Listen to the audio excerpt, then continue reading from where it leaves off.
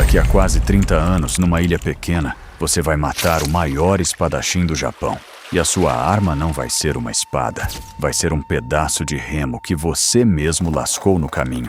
Mas isso é depois. Por enquanto, é 1584, e você está nascendo numa vila chamada Miyamoto. Quase tudo o que a história sabe sobre você vem de duas coisas: os registros dos seus duelos e um livro que você ainda vai escrever, velho e doente no fim da vida. O Livro dos 5 Anéis. Guarde esse título, você vai voltar a ele. Sua mãe te dá o nome de Benosuke, e é quase a única coisa que ela consegue te dar, porque morre cedo demais. Quem te cria é Munisai, seu pai ou seu padrasto, dependendo da fonte em que você acredita. Um espadachim brilhante e um pai brutal nessa ordem. Vocês brigam tanto que aos 7 anos ele te expulsa de casa. Quem te acolhe é seu tio, um monge budista, um homem de paz num país que só conhece a guerra. Ele tenta te ensinar a evitar a violência. Por um tempo, funciona. Aí você faz 13 anos, andando pela cidade. Um cartaz pregado num poste prende o seu olhar. O desafio aberto de um espadachim errante chamado Arima Kihei, que duela contra qualquer um com coragem de encará-lo. Você pega um pedaço de pau, procura esse homem e diz que aceita. Ele olha para você, uma criança magra com um graveto na mão, e ri.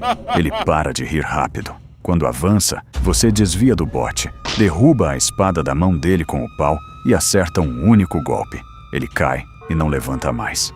Aos 13 anos, você acabou de tirar a sua primeira vida. Não foi bonito, não teve honra nenhuma, mas foi a primeira vez que você sentiu que era bom em alguma coisa. Seu tio fica horrorizado e implora para você buscar a paz.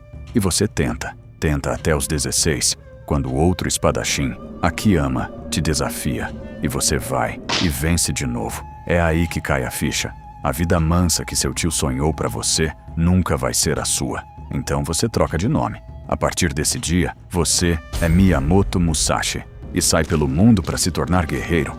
O corpo coopera. Você cresce quase 1,80 m, uma cabeça acima de quase todo mundo.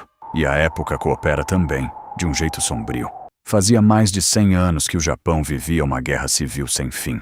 Samurai contra samurai, o período conhecido como Sengoku, a Era dos Estados em Guerra. E ela está, enfim, no fim.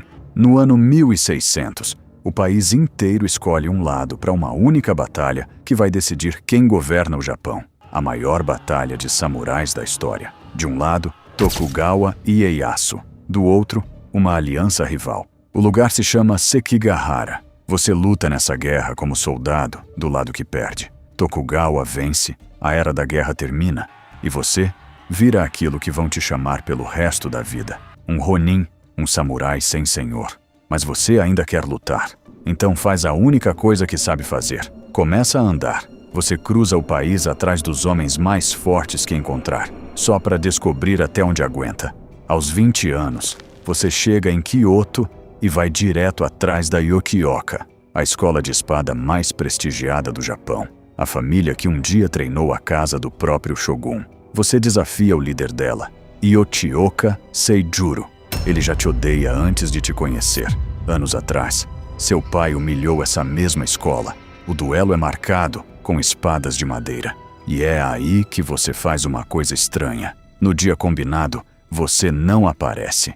Deixa Seijuro plantado no pátio, esperando horas, fervendo de raiva na frente dos alunos. Porque você sabe de um detalhe que ele esqueceu. Raiva deixa um espadachim descuidado. Quando você finalmente chega, basta um golpe. Você quebra o braço dele. Ele sobrevive, mas larga a espada para sempre e vira monge. O irmão mais novo, Dentichiro, vem cobrar a vingança da família. Um golpe na cabeça. Esse não sobrevive. Agora a escola está desesperada. Eles nomeiam uma criança, um menino chamado Matachichiro, como mestre só no nome e te convocam de novo. Mas dessa vez, tem algo errado no ar. Então você inverte o próprio truque. Em vez de chegar atrasado, chega cedo e se esconde. Seu instinto estava certo. Não vem um menino para um duelo. Vem dezenas de homens da Yoshioka, armados com arcos, espadas e lanças. Nunca foi um duelo. Era uma emboscada para te matar. Você espera, em silêncio, todos ocuparem suas posições. E então, É você quem ataca primeiro. O que acontece naquele amanhecer é a parte mais sombria da sua história. E não fica lembrada como o seu dia mais glorioso.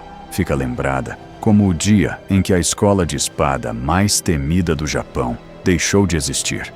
Você abre caminho para fora da cidade, na base da lâmina, e sai vivo, sozinho. A essa altura, seu nome corre o país. Você ouve falar de um monge em Nara, mestre da lança, e viaja para medir forças. Mas o monge tem mais de 80 anos e te põe para duelar com um discípulo. Um duelo limpo, sem ódio.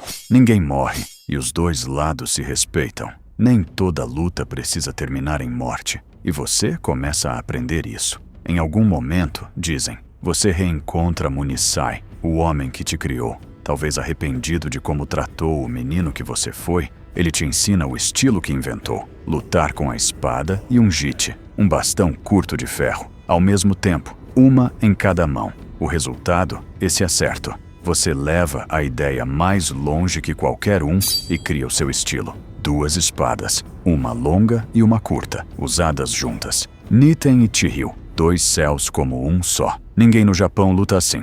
A partir de agora você luta. O próximo é Shichido Baiken, mestre de uma arma assustadora. O Kusarigama, uma foice presa a uma corrente longa e pesada. Ele ataca de longe, girando a corrente para enroscar a sua espada e te puxar para dentro do alcance da foice. Você não entra em pânico. Observa, acha o ritmo da corrente e no instante em que ela escapa da mão dele, você fecha a distância. Um corte, mais uma vitória. Quanto mais você vence, mais os ambiciosos vêm construir um nome em cima do seu.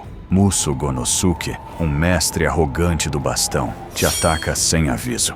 E você o desarma com uma técnica que inventa na hora. Humilhado, ele some, reinventa o próprio estilo em torno de um bastão mais curto e volta para um segundo duelo. Esse dá empate. Ele sai jurando para todos que ganhou. E é só dessa mentira que a escola dele vive por séculos. E então chega o convite que muda tudo. Sasaki Kojiro, o melhor espadachim de todo o Japão. Um gigante que luta com uma Nodachi, uma espada absurdamente longa, muito maior que a de um samurai comum, e com uma técnica tão rápida que ganhou nome próprio, o Retorno da Andorinha. Um corte capaz de mudar de direção no ar, como o voo de um pássaro. O duelo fica marcado para a manhã de 13 de abril de 1612, numa ilha chamada Funajima. Você não se ilude sobre o que isso significa. É o homem mais perigoso que você já enfrentou. E um de vocês dois não sai vivo daquela ilha.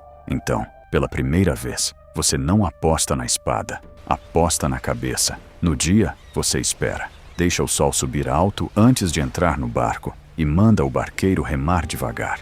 Enquanto a ilha se aproxima, você pega um remo reserva e começa a lascá-lo com a faca, dando a ele o formato de uma espada de madeira, mais comprida que a de Kojiro. Quando o barco encosta na praia, o sol já está baixo e vermelho, atrás das suas costas.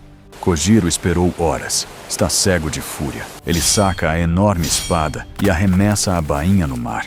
Você sorri, porque com esse gesto, ele te entregou tudo. Você já perdeu, você diz. Um homem que joga a própria bainha fora já decidiu que não vai precisar dela de volta. Ele vem para cima com o retorno da andorinha e a ponta da lâmina arranca a faixa da sua testa, um dedo do seu crânio. Mas você já tinha se movido, pôs o sol poente atrás de você. Kojiro aperta os olhos contra a luz vermelha, tentando te achar no brilho. E naquele meio segundo em que ele não enxerga, você golpeia. Um único golpe, com um pedaço de madeira, na cabeça do maior espadachim do Japão. Ele cai e não se levanta. Você venceu o melhor espadachim do país com um remo e nunca mais precisou provar nada a ninguém. Com o tempo, a ilha onde isso aconteceu vai trocar de nome. Não pro seu, pro dele. Vira Ganryujima, a ilha de Ganryu. O nome do estilo do homem que você derrotou ali. O nome que ficou na pedra foi o do perdedor. Você tem 28 anos.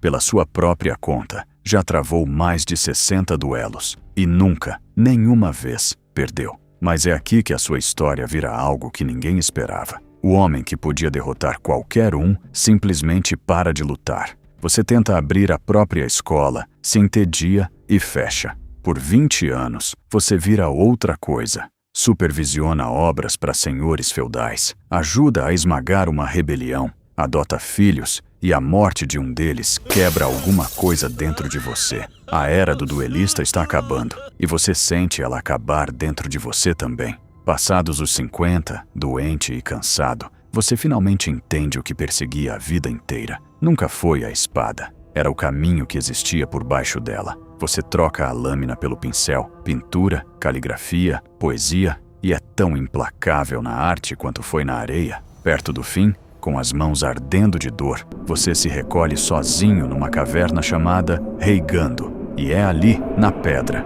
que você escreve a coisa mais importante que vai deixar para trás: o livro dos 5 anéis. Tudo o que aprendeu sobre combate, sobre estratégia, sobre a mente de um homem sob pressão, sobre o caminho, para guerreiros que só vão nascer dali a séculos. O mesmo livro que abriu a sua história. O círculo se fecha, você termina de escrever, entrega o livro e tudo o que possui ao seu discípulo mais leal, e em 1645, aos 61 anos, se prepara para o único adversário que nunca teve chance de vencer. Você se veste com as melhores roupas, senta no chão de pedra, puxa um joelho contra o peito e segura a espada numa das mãos. Olha para fora, pela boca da caverna, e parte, em silêncio, observando a ordem do mundo. O homem que tirou mais de 60 vidas com uma lâmina morreu sem erguer arma alguma contra o último inimigo. Ele passou a existência inteira provando que era o melhor com uma espada na mão,